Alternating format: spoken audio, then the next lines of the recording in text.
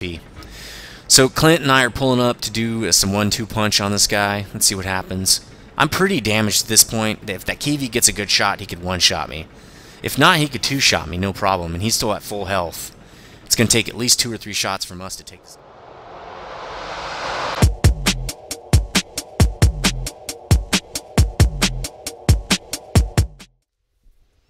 Hey guys, welcome back to dungeongurunet. This is nethervoid, also known as John, bringing you another strategy series. This time, the mighty T32. I've been playing this tank all weekend long. If you guys heard me on Facebook, Twitter, I'm not sure all where I said it, but I was going to be grinding the T32 in the low pretty much all weekend to try to get that T34 before patch 7.2 came out.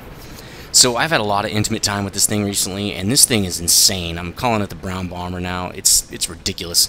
What you thought about the T29, which is awesome. This thing just magnifies that, and I think it's because there's a lower profile on this sucker. It's a little more bouncy with the slightly higher hull in the front, and it's a great low profile tank, and all these things make it just harder to deal with.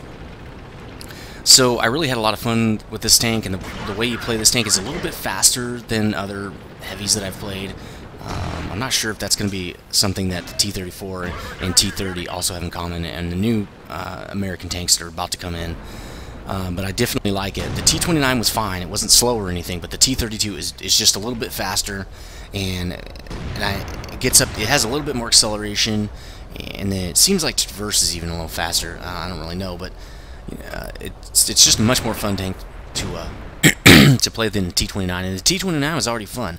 So this thing just rocks. I love this thing. I like it just as much as I did my Tiger 2.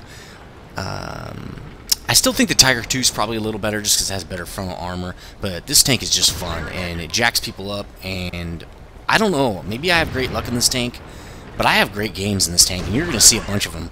I threw up my best 3 game, well, not my best 3 games, but some good games and some games with subscribers.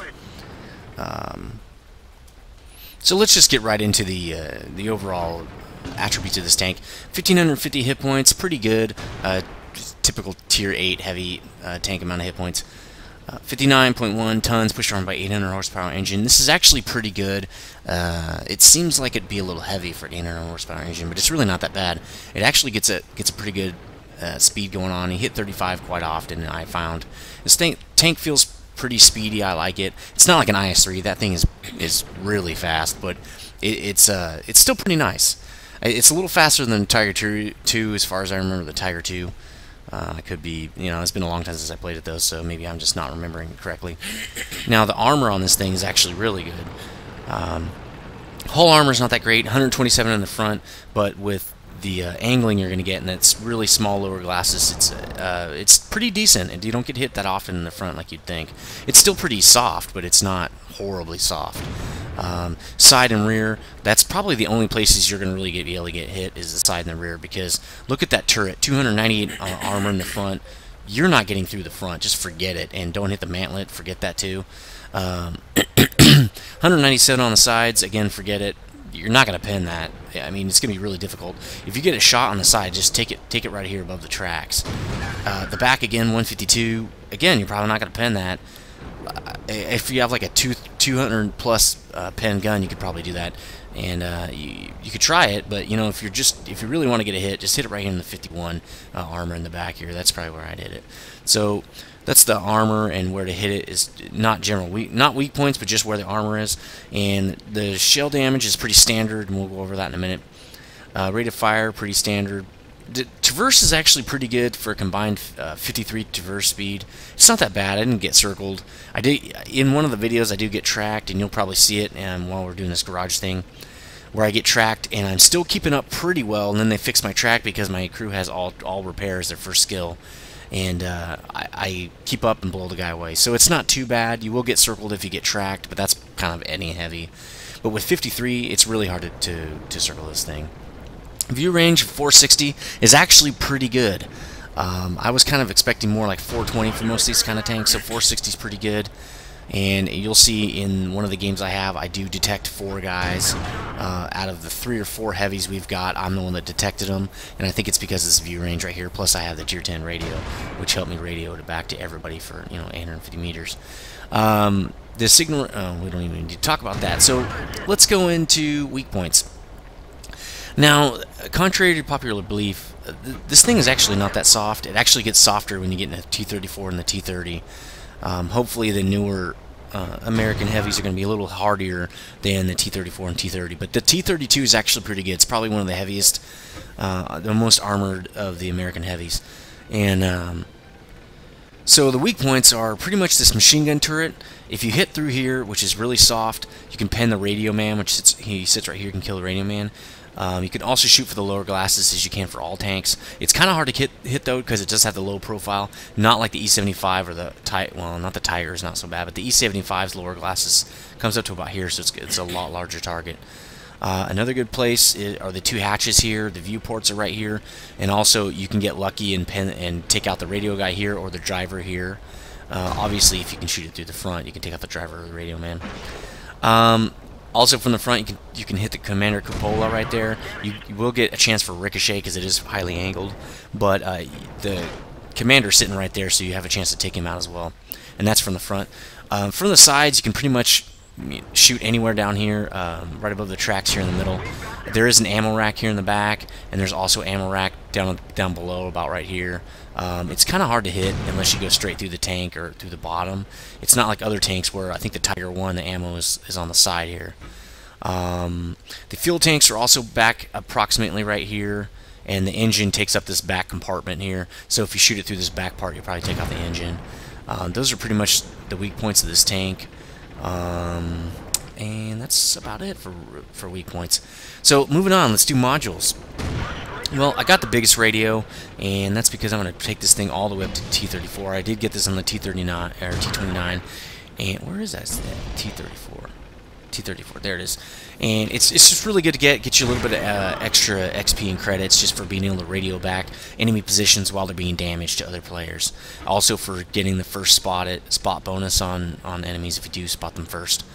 So it's always good to have that radio, and it's good to get it like usually it unlocks about tier 6 or 7, or even maybe earlier.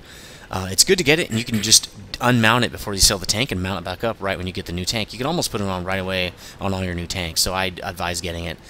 The tracks, you do get a lot better traverse with the track upgrade. I definitely recommend it. Obviously, 5 degrees per second is a huge upgrade, so definitely get those. Those are good. That's a really good upgrade. The engine bumps up pretty well, pretty good steps up, 40 here and then another 40. It's okay with the stock engine. It's not that great, but it's not super horrible. And with 800 hit point, I always say that, horsepower engine, it's actually really good. And this tank actually moves around pretty good. The turret, it gets a lot better with view range there with another 30 meters, but also, I mean, look at that. It more than doubles the front armor of the turret, the side armor as well, and the back armor. Everything on about the armor on this turret is ridiculous. So when you have that stock turret, you're basically just asking to get punished, because if they notice that, and let's look at that real quick. So this is the stock turret. Let's see if we can see any differences. Well, you can see one with the mantlet's a lot different. It's got a rounded mantlet, and the upgraded one has that square mantlet. I'm not sure if you would notice that looking at it. You probably would, because look, it looks a little square, and this looks rounded. So also the muzzle brake looks like it changes. Oh no, not really. Just a longer gun. The mount changes. There are bolts in the mount right there. So not a lot of, just kind of subtle differences here. Well, what about that? That bolt is kind of out of place. No, it's still there, so that's not it either. Okay, let's look for other differences here. Not a lot. Let's look from straight down here. So you're pretty much going to have to look at the mantlet. That's the main difference. So if you see this mantlet, shoot straight into the turret. You're going to jack that guy up bad. It's actually easier to pen than the front hole. So if you see it's the same thing with the Tiger 2. If you see the stock turret, shoot right through the turret. You're going to go right through. Now don't hit it right in the mantlet, because you're not going to pen. You need to pin it like right here or on the side over here. because if you hit the mantlet, you're not going through. That thing is way too thick. So that's the turret. And let's look at the gun. The stock gun, the stock 90, is decent. It's 170 pin with 240 damage. It's not really bad because it does have pretty decent pin. But you know, we've already noticed if you play the T29, the 105 is pretty awesome.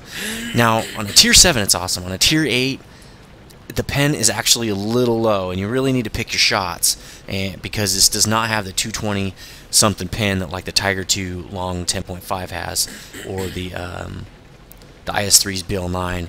This is the smallest penetration of all the tier 8 guns, so you do have to pick your shots well. It does have the 320 damage, which is great. This is pretty standard for a tier 8 gun, and it really hurts people, and I like it. The reload speed is actually pretty good. I mean, it's not really bad. It's 6.45. I kind of liked it.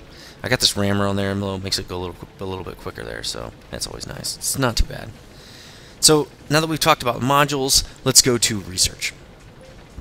So here we are looking at the T32's tech tree, and it looks pretty standard as far as heavies. There isn't a lot of branching. It's pretty much straight up pick whatever you want. Now, one thing that's interesting to know about this tech tree is if you're doing what I recommend and unlocking all the modules for each tank before you get into the next higher tier tank, you'll notice when you get to T32 that both these engines are unlocked, the radio's unlocked, and the gun and the big gun's unlocked. The only thing that is not unlocked are the tracks and the upgraded turret. So this is a really no-brainer tree. Just get the tracks first so you can put the 105 on there and put all the engines and all your modules and crap, and then I just put the turret on there. You don't have to have the turret to put the big gun on there, so just get the turret second. So that's pretty simple, and you'll see that if you need the priority, it's off to the side here. Alright, we're back. Now we're going to talk about equipment. Now, obviously, I always get, I mean, if you've seen my videos now, this is the 26th video on the series, I always get the vent and the rammer, and that's because the vent adds 5%, and if you have 100% commander, it's like 6% to all your crew, to everything they do. Acceleration, traverse, loading times, accuracy, aiming speeds. I mean, everything about your tank is going to be better. And that's why I get the vent, because it improves the whole tank. Some people want the laying drive for like a 9% increase, but that's only 3% difference. So I'd rather have 6% to my whole tank. That's why I get the vents. The rammer's kind of a no-brainer. Reloading faster, especially in a heavy, is better. You want to get that damage out there. You want to do as much damage per second as you can, damage per minute, some people call it in this game, because the game's a little slower.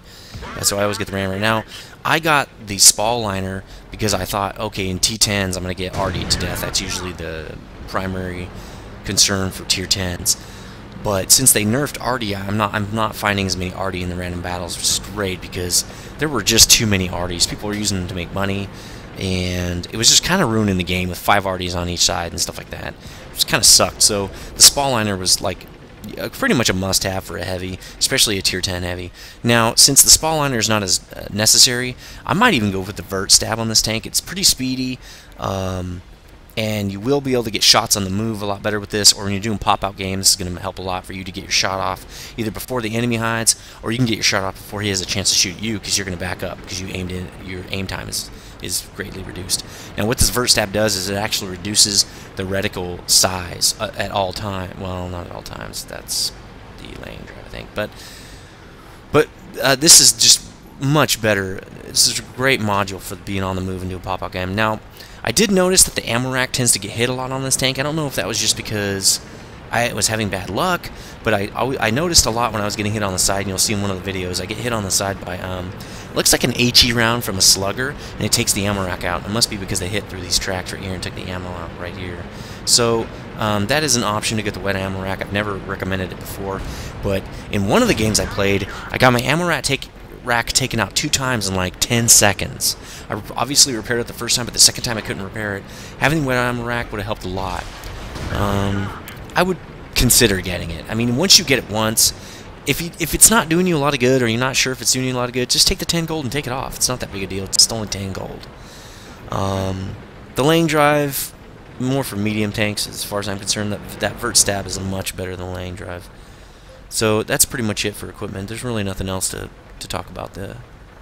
No other options here. So consumables, full rack of consumables here. Heal kit, repair, and fire extinguisher. I've been noticing that for some reason I've been getting caught on fire a lot more. Maybe I'm just noticing it more, but I end up using this extinguisher quite often in these tanks. HE, I really never shoot HE, hardly ever, especially since the HE nerf. This is almost a pointless round because you have to hit dead on accurate on a weak point for it to do anything. And even then, sometimes it doesn't do anything. You just say, it says, it bounced. It's like, it doesn't matter if it bounced or not. It's an HE round. It's supposed to explode. So I think they went a little too far with the HE nerf. Maybe they could have gone halfway as far as they did. That would have been great. But HE rounds are kind of pointless. In a lot of the games, I had 17 HE rounds on accident. So I had almost run out of AP rounds. But I could even go with 5 HE rounds, or maybe 6, and put the rest in AP. Because AP is really what you want, especially in a longer game where you're shooting quite often. You don't want to run out of AP and be left with just HE rounds, especially after the nerf. They're just horrible. So that's pretty much it for consumables and ammo. Now, there's a slight difference here on my crew skill than you've seen before. Obviously, with my crew, I got all repair the first go around. Now, the difference here is I went with a full layout of fire extinguisher, and that's because I keep getting caught on fire so often, it seems like. And so once this fire extinguisher's out, if you get caught on fire again, you're just at the mercy of your crew putting it out. So I kind of just went with the fire extinguishing skill for heavies.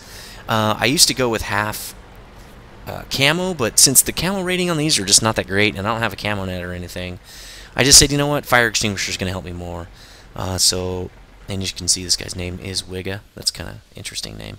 So anyway, you will have to add this second loader in from the T29, and that's why his skill's a little behind. Or maybe that was after I got out of the M6. I can't remember. He lagged behind a little bit. I actually just got the secondary skill with this guy. These other guys have had it for a while.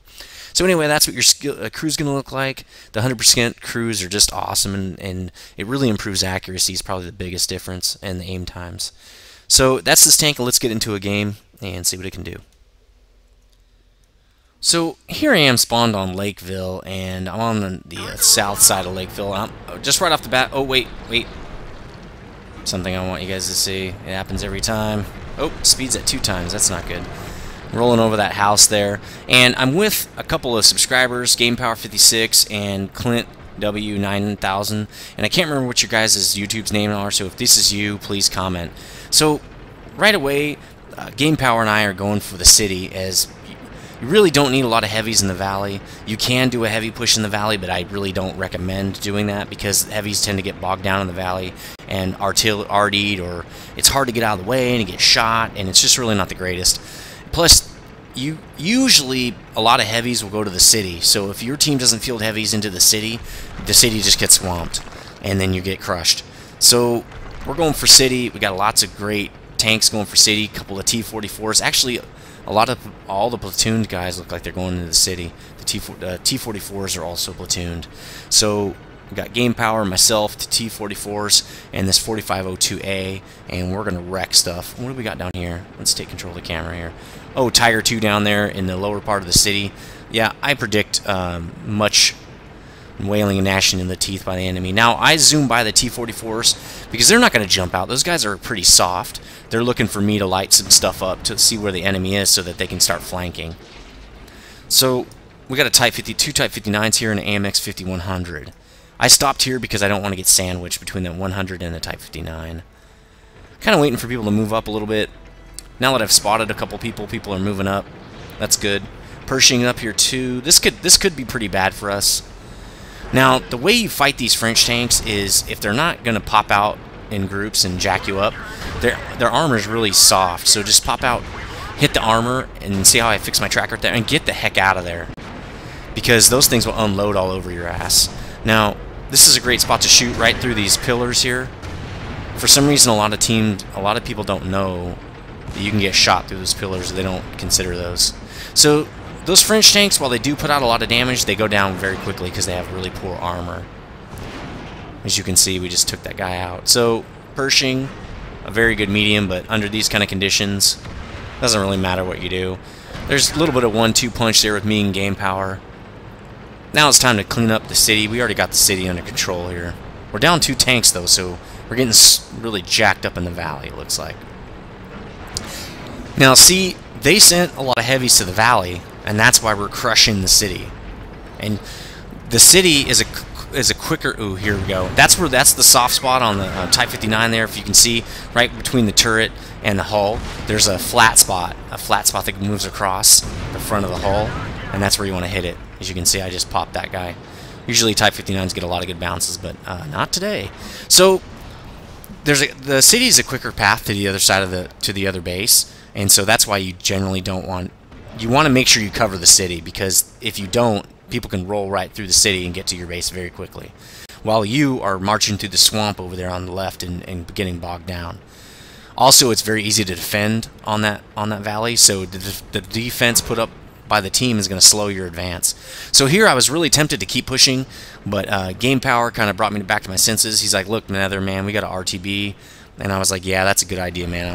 I actually hadn't been watching the minimap too much. I was kind of watching the action unfold in the city there and watching the carnage.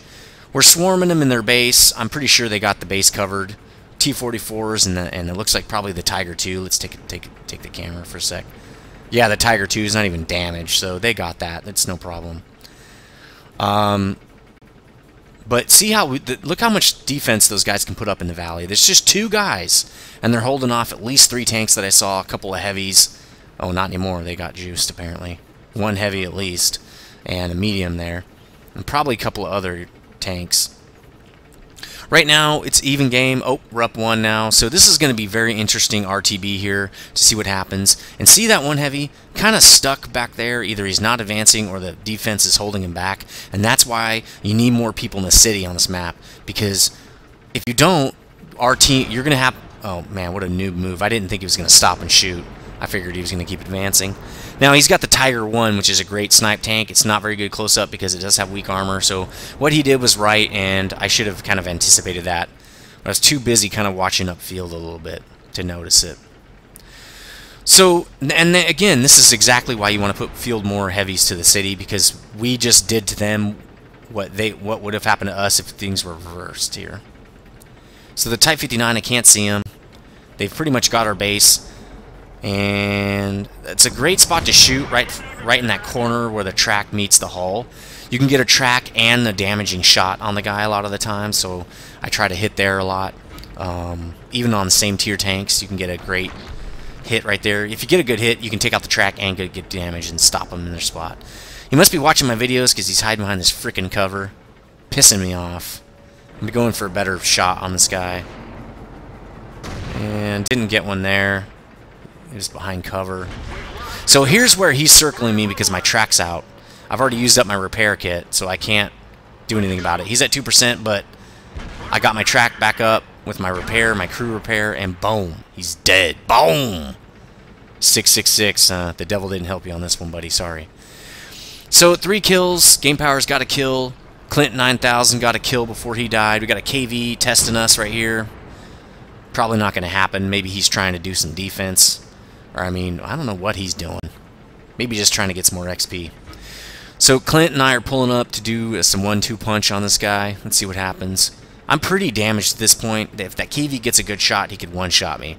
If not, he could 2-shot me, no problem. And he's still at full health. It's going to take at least 2 or 3 shots from us to take this guy out. So Clint's going, or Game Power's going, you go ahead. And I said, no, you know what? You're at full health. You can take a shot. Go out and take a shot. And then we'll whittle him down. He could still take another shot from that guy, no problem. So, while I could get 1 shot. Okay, so see, now I'm definitely 1 shot away from death. This Game Power pops out, gets another hit on him. Then I 1-2 punch this guy in the face, and that's the end of that. Great teamwork right there. This is why platooning in games is so powerful. We had 3 platoons on our side. They had none. Matchmakers should really consider that, because that means we have teamwork on our side, and they don't. Matchmakers really should consider that, and I really wish they'd add that into the matchmaker. Maybe they will, maybe they won't. I did not. Nobody got any medals as far as I know on our side. I did get have a pretty good game. 4 kills, damage on that French tank before he got wasted, and I detected a couple of tanks, and that's probably because I have the longer view range, and also I pulled up front to kind of spot some people and let those T-44s get in there and start working their magic.